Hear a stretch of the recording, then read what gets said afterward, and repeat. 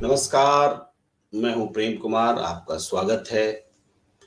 Hamas के बर्बर हमले को लेकर दुनिया बटी हुई है। जवाब में इजराइल जो और क्रूर बर्बरता कर रहा है, उस पर भी दुनिया बटी हुई है। लेकिन कांग्रेस की कार्य समिति की बैठक में जब फिलिस्तीन का मुद्दा आया, हमास को लेकर, हमास के हमले को लेकर निंदा प्रस्ताव लाने की बात हुई, निंदा करने की बात हुई, तो कांग्रेस भी उसी तरीके से बटी हुई दिखी जैसे संयुक्त राष्ट्र में हमास की बर्बरता की निंदा करने का प्रस्ताव जब अमेरिका लेकर के आया संयुक्त राष्ट्र सुरक्षा परिषद में, तो जो रूस के समर्थक देश हैं, उन्होंने इसका विरोध किया और कोई साझा बयान नहीं आ सका।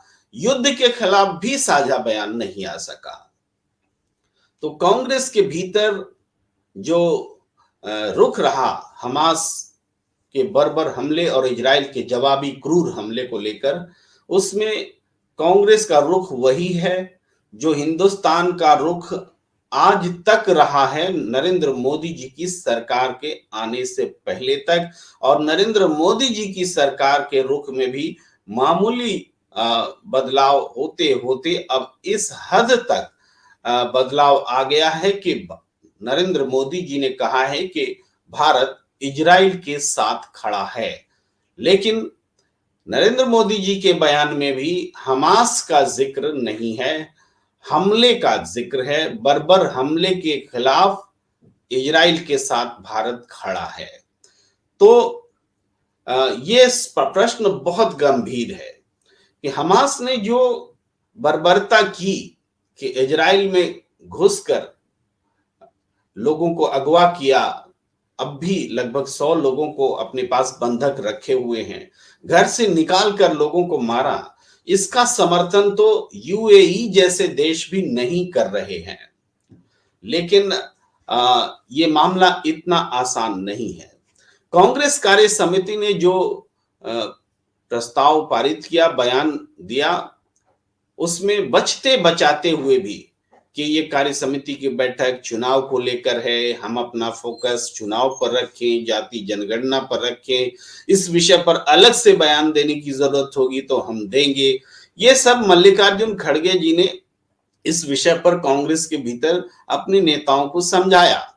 फिर भी जो बात कही गई वो ये कि फिलिस्तीन के लिए, फिलिस्तीन की जो लड़ाई जमीन के लिए है, अपनी स्वतंत्र सरकार के लिए है और स्वायत्तता के लिए है, उस लड़ाई को हमारा समर्थन जारी रहेगा। ये कांग्रेस ने स्पष्ट रूप से बयान दिया है। लेकिन हिंदुस्तान भी दो हिस्सों में बटा हुआ है, हिंदुस्तान की सियासत भी बटी हुई है और इंटरनेशनल इश्यूज पर भी ये दो मत सामने आते हैं। अब भारत का स्टैंड अगर इजराइल के समर्थन में खड़ा होने का आ गया, अमेरिका का स्टैंड तो पहले से हर हाल में इजराइल के साथ खड़ा होने का रहा है, तो ऐसी स्थिति में कांग्रेस के लिए भी दुविधा की बात होती है कि क्या भारत के स्टैंड के साथ चला जाए या भारत के स्टैंड के खिलाफ चला जाए। एक युद्ध सोशल मीडिया पर भी लड़ा जा रहा है। जो लोग हमास का समर्थन कर रहे हैं या इजराइल का विरोध कर रहे हैं या फिर इजराइल के जवाबी आक्रमण का विरोध कर रहे हैं, इस पर दो मत स्पष्ट हैं। चूंकि पाकिस्तान की ओर से जो प्रतिक्रिया है वो खुलकर हमास के समर्थन में है, इजराइल के खिलाफ है, और हिंदुस्तान में भी ये जो प्रतिक्रियाएं हैं आमतौर पर मुसलमानों की जो प्रतिक्रिया है, सुन्नी मुसलमानों की जो प्रतिक्रिया है, इवन शिया की भी, वो इनके साथ है, फिलिस्तीन के साथ है, हमास के साथ है। लेकिन हमास का जो व्यापक विरोध इस बार दुनिया में देखने को मिला कि मुस्लिम कंट्रीज भी, इस्लामिक कंट्रीज भी खुल करके फिलिस्तीन का समर्थन करते नहीं आए। तो इसका कारण यह है कि हमास ने युद्ध के सारे नियमों को तोड़ दिया। इजराइल को चौंकाने के लिए एक साथ 5,000 से ज्यादा रॉकेट हमले, ये तो बात समझ में आती है, युद्ध रणनीति हो सकती है, लेकिन इस हमले के दौरान पानी के मार्ग से, जमीन के मार्ग से इजराइल में घुस आना और महिलाओं को, बच्चों को उनके घरों से खींचकर अब बंधक बना लेना, ये कहीं से मानवता नहीं हो सकती। अब ये बात भी कही जा सकती है कि गजा को जिस तरीके से इजराइल ने घेर लिया है और ऐलान कर दिया है कि पानी, बिजली, खाना कुछ भी पहुंचने नहीं देंगे, तो ये क्या बर्बरता नहीं है? क्या संयुक्त राष्ट्र को, दुनिया को इस तरह से किसी पूरी आबादी को तड़पाने का, मार डालने का, इसको युद्ध के रूप में मान्यता दी जा सकती है? इसका क्या समर्थन किया जा सकता है? ये जो दो पैमाने हैं, इसको कसना पड़ेगा कसौटी पर कि किस बार हम क्या करें। कांग्रेस और बीजेपी का प्रश्न नहीं है, ये रूस और अमेरिका का प्रश्न भी नहीं है, ये इजराइल और फिलिस्तीन का प्रश्न भी नहीं है, ये मानवता का प्रश्न है और होना चाहिए। क्या बर्बर युद्ध की निंदा नहीं की जानी चाहिए? चाहे वो हमास का आक्रमण हो, चाहे वो जवाब में इजराइल का आक्रमण हो। हमास ने एक बात और करी है कि उसने इस पूरे हमले को अल अक्सा मंदिर पर अप्रैल महीने में इजराइल के कथित हमले से जोड़ा है। यानी उसने इस पूरे हमले को धार्मिक रंग देने की कोशिश की है, एक तरह से जिहाद का रूप देने का प्रयास किया है। इसकी वजह यह है कि दुनिया भर के मुसलमानों का समर्थन उसे मिल सके, ये एक रणनीति है। तो क्या इस युद्ध रणनीति में आम मुसलमानों को आना चाहिए? ये फिलिस्तीन और इजराइल के बीच जो लड़ाई है, उसमें दोनों के अपने अपने पक्ष हैं।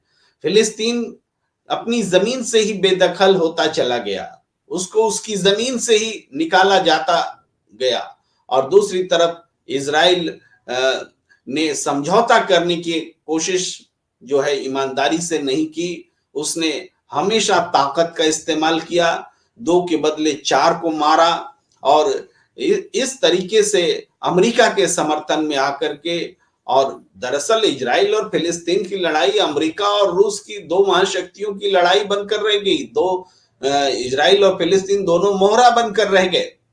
लेकिन हमारे देश की पॉलिसी भी हमेशा से फिलिस्तीन को स्वायत्तता, उसको जमीन दिया जाना, उसको रहने का अधिकार दिया जाना, इसके पक्ष में रहा है।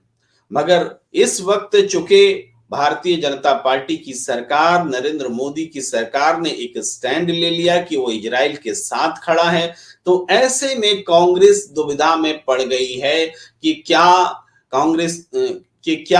इस युद्ध में फिलिस्तीन के साथ रहने का फैसला लिया जा सकता है। अब कांग्रेस के इस फैसले का बहुत महत्व नहीं होता, क्योंकि ये देश का फैसला नहीं होगा, लेकिन सियासत में कांग्रेस के इस फैसले का बहुत महत्व है। इसमें कोई संदेह नहीं कि हिंदुस्तान के मुसलमान भी भावनात्मक रूप से फिलिस्तीन के साथ जुड़े हैं, लेकिन क्या देश के मुसलमानों को हमास की बर्बर हमले का समर्थन करना चाहिए?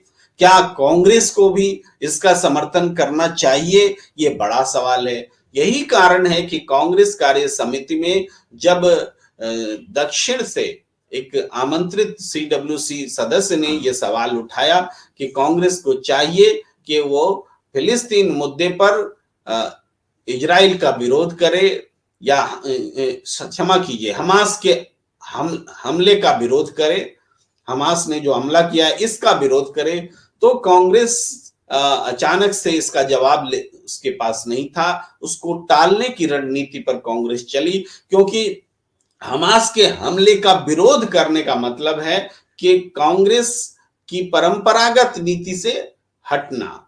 हालांकि ये सही है या गलत है, फौरी तौर पर तो विरोध करने में व्यक्तिगत तौर पर मुझे भी कोई दिक्कत नहीं लगती और किसी को भी बर्बर हमले का विरोध करना चाहिए। लेकिन ये इसका तरीका ढूंढा जा सकता है कि हमास की बर्बरता का भी हम विरोध करते हैं और जवाब में इजराइल ने जो बर्बरता की है और बर्बरता कर रहा है इजराइल, इसका भी हम विरोध करते हैं। ये रास्ता अख्तियार किया जा सकता है। हम शांति चाहते हैं, युद्ध तुरंत खत्म होना चाहिए, संयुक्त राष्ट्र को हस्तक्षेप करना चाहिए, इजराइल को जवाबी हमले में क्रूरता बरतने की इजाजत नहीं दी जानी चाहिए, शांति समझौते का प्रयास होना चाहिए। ये सारी बातें एक स्टैंड के तौर पर भारत सरकार को भी लेने की जरूरत है, लेकिन हम उनको सजेस्ट नहीं कर सकते क्योंकि कूटनीति एक ऐसा टर्मोलॉजी है जिसमें ये माना जाता है कि कूटनीति को सरकार अच्छे से समझती है।